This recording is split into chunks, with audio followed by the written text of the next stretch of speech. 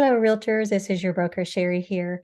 How many of you know that we are in a different time in this season as realtors? And I have had a couple of phone calls from some of you. I've had some of those hard conversations with some of my buyers and sellers about the National Association of Realtors ruling.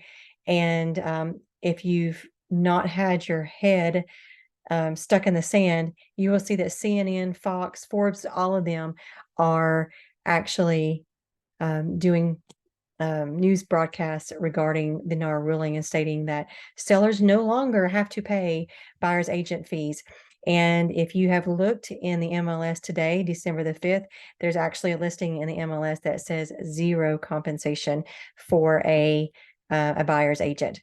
So, and it's stated in there for you to put the buyer's agent fees into the purchase and sale agreement if you're going to represent a buyer. So if you think that it's coming, no, actually it's here. And that is why I am wanting to share with you some notes at a podcast that I actually watched the other day, and it was really good. It's with another coach that I follow sometimes, but this one I wanted to share with you because it was just so good.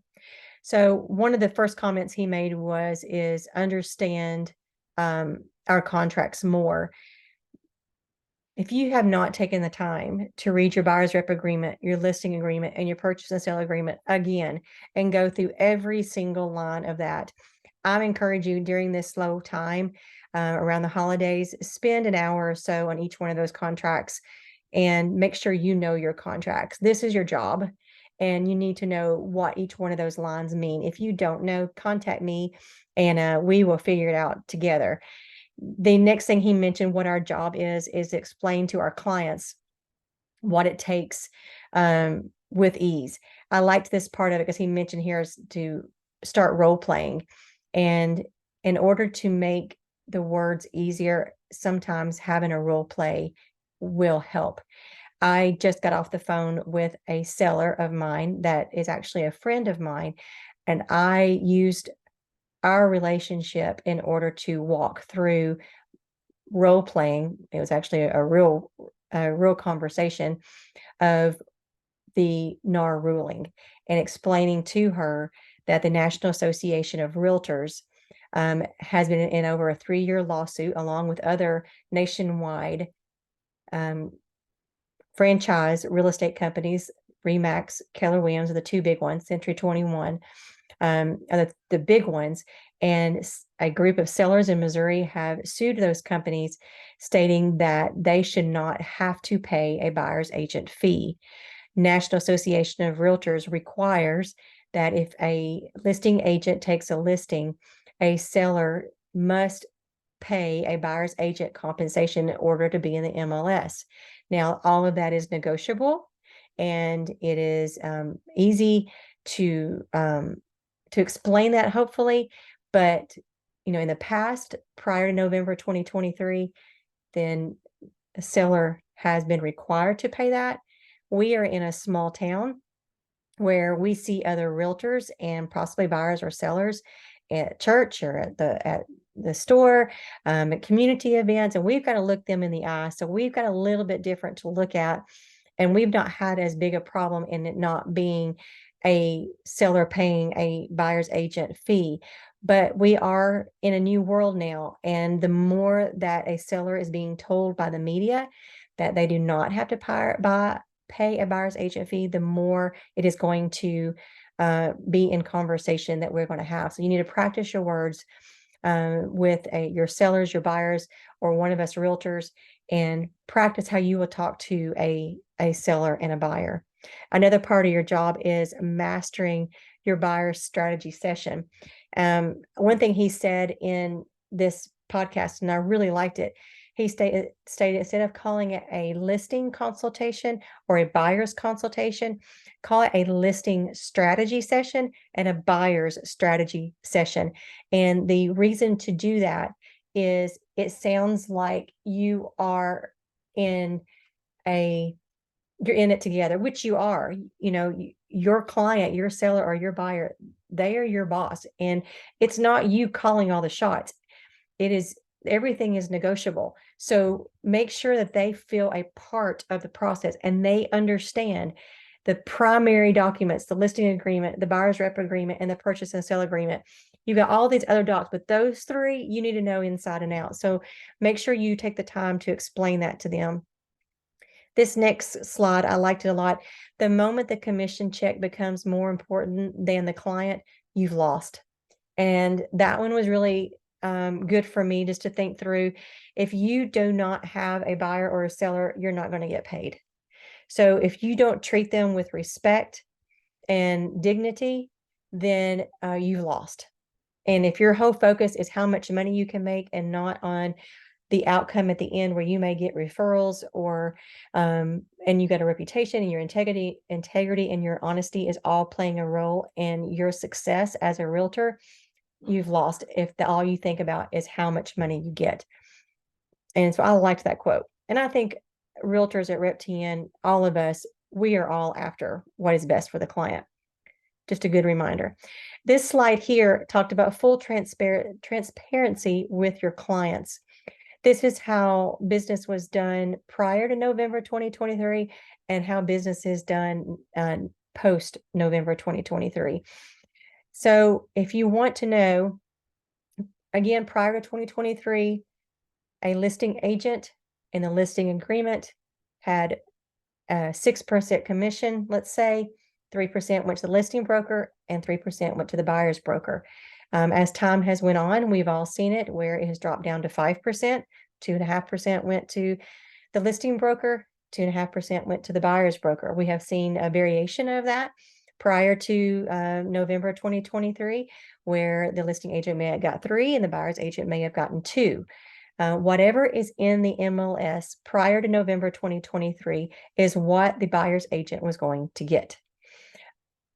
After post November 2023, the buyer's agents are going to take the time to have buyer strategy sessions, and they are going to explain to a buyer that what all they do, and that they may not necessarily get paid the same way they did prior to November 2023. That buyer's representation agreement, whatever that looks like, 2.5%, let's say, is what the buyer, you and the buyer have negotiated to, you get paid in order for you to represent them in the biggest purchase of their life, then that is what you will get paid. And you can always renegotiate, but that is the initial agreement. Now, think about it when you go into an attorney's office, and you've heard me use this analogy before. You go into an attorney's office, they will sit down and do a consultation with you for an hour and talk about your potential case.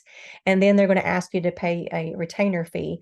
And then every hour that they work on your case, that comes off the retainer fee. And throughout the process, they may go in there and say, you know, we need more money. I don't know if I've ever had an attorney tell me they don't need more, they don't need more money. They give you money back, but I guess they could. But they go in there, and that is part of the strategy. So buyer's agents need to know what their strategy is going to be post November 2023. We'll talk a little bit more in a minute. The truth behind the numbers, this was very educational to me too. In 2001, 66% of buyers were represented by a buyer's agent. Today, 88% of buyers are represented by a buyer's agent. So I'm asking you a question. Does the consumer need a buyer's agent? I hope you're saying yes. But there's some that think that they're smarter than us. And Allie and I had a conversation earlier today. She had a gentleman came into an open house that said he does not need representation in order to purchase a home. He does not want a buyer's agent. He's bought and sold several properties, and he doesn't want a buyer's agent. And of course, every buyer has a right to represent themselves in the sale of a property or the purchase of a property. And what I kind of talked through with her, asked the question to him. Obviously, I think she said he had bought and sold several different properties. And have you ever had a property that it didn't go well? Have you ever had? And if he says, nope, everything's went smooth and I don't need any representation, I don't need it, then he may not be a good candidate for a needing a buyer's agent. But a lot of times you ask them inspections. Have you ever had an inspection that went bad, or you didn't understand it, or didn't know that you could ask for the seller to come down off their purchase price, or ask for the seller to do certain repairs? Did anybody follow up on those repairs to make sure they were done prior to you purchasing the home? And get them to thinking. And then you can always tell your story. If you've got a story of a buyer that really needed you, then share your story. I mean, they can't take away from your story, and you know what it is. And ask them questions. Have you ever had a survey problem?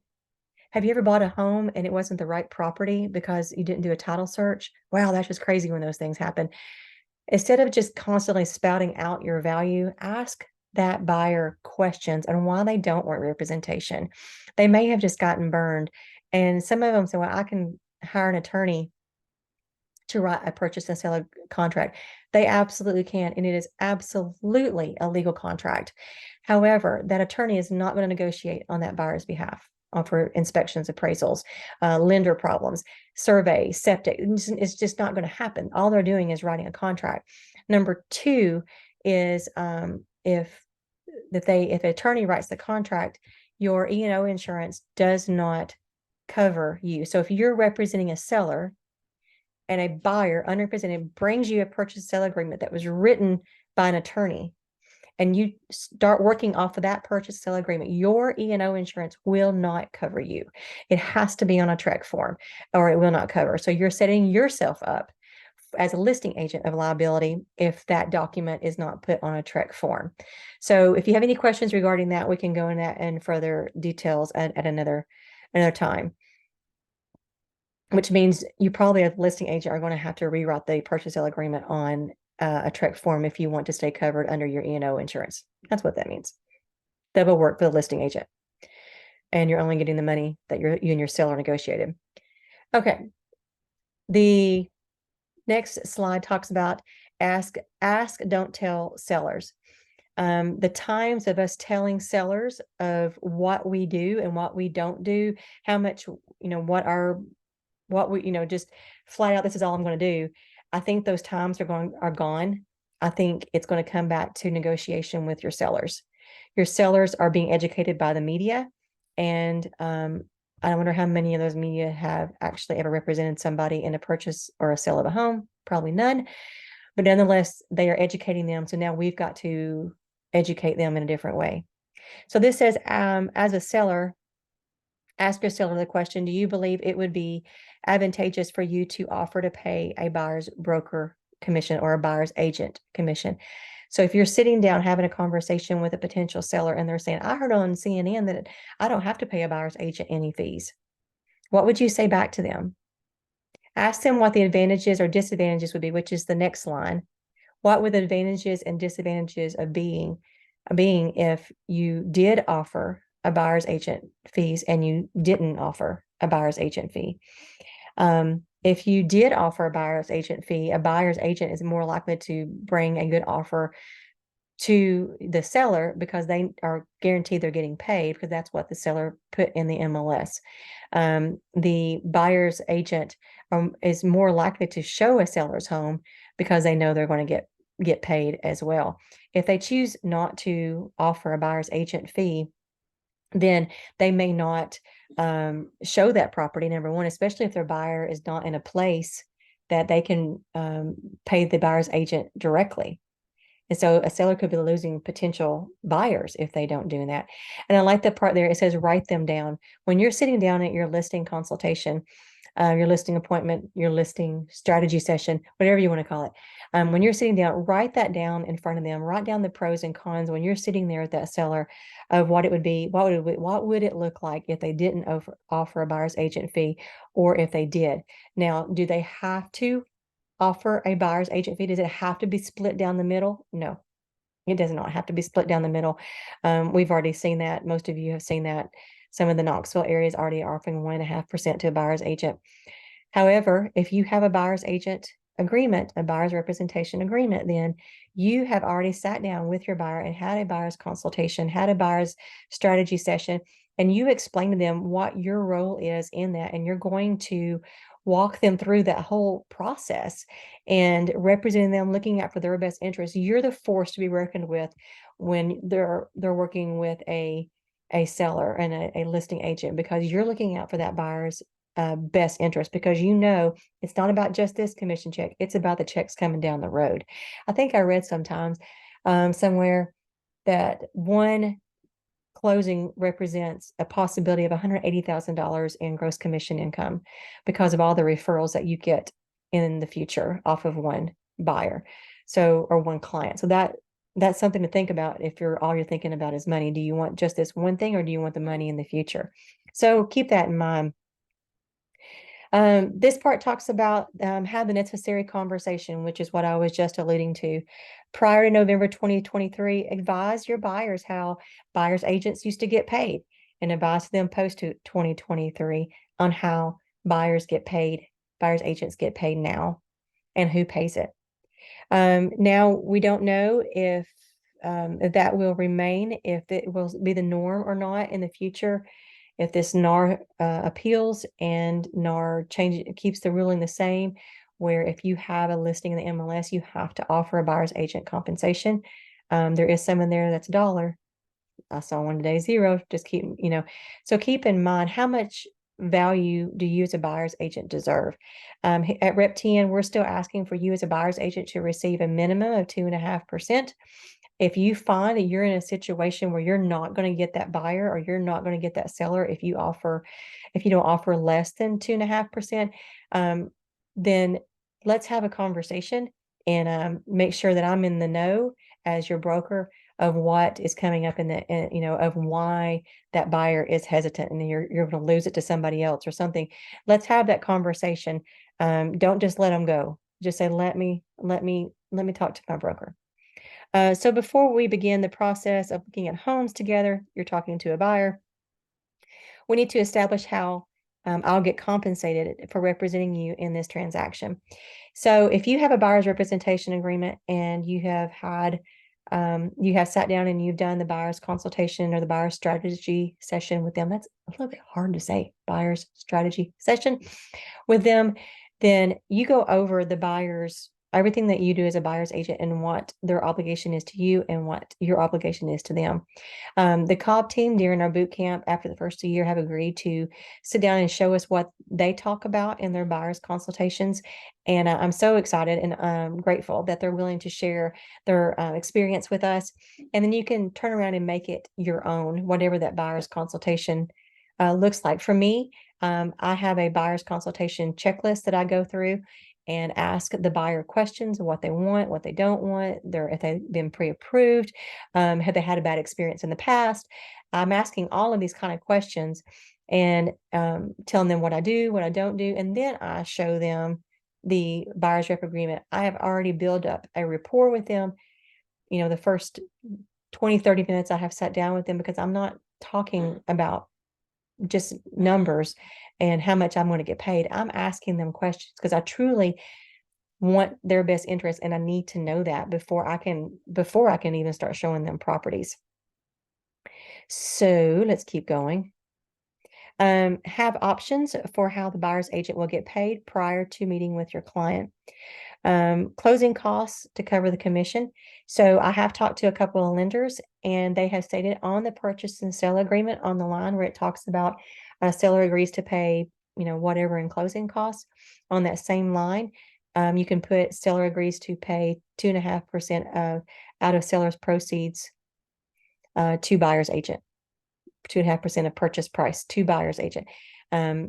If you look in the clauses in your transaction desk, in the office clauses, you will see verbiage to put on your purchase and sale agreements in order to be assured that the seller is going to pay your buyer's agent fees. So what if your buyer's agent rep states 2.5%, but the seller countered that he's only going to pay 1.5% to a buyer's agent?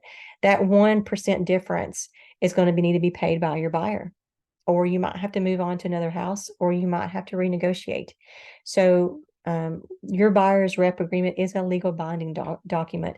So just make sure your buyer is aware, and you're aware, if they have any money to pay you.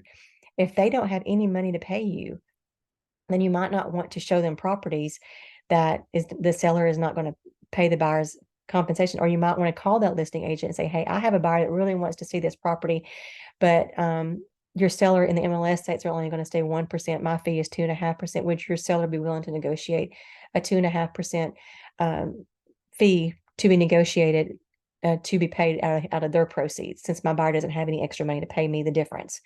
Have those hard conversations with the listing agent as well. And they can tell you yes or no, that the seller would be possibly willing to do that, or the seller will not be willing to do that. Can the buyer ask the seller to pay their commission? Yes, the buyer can ask the seller to pay their commission, just what I just spoke of.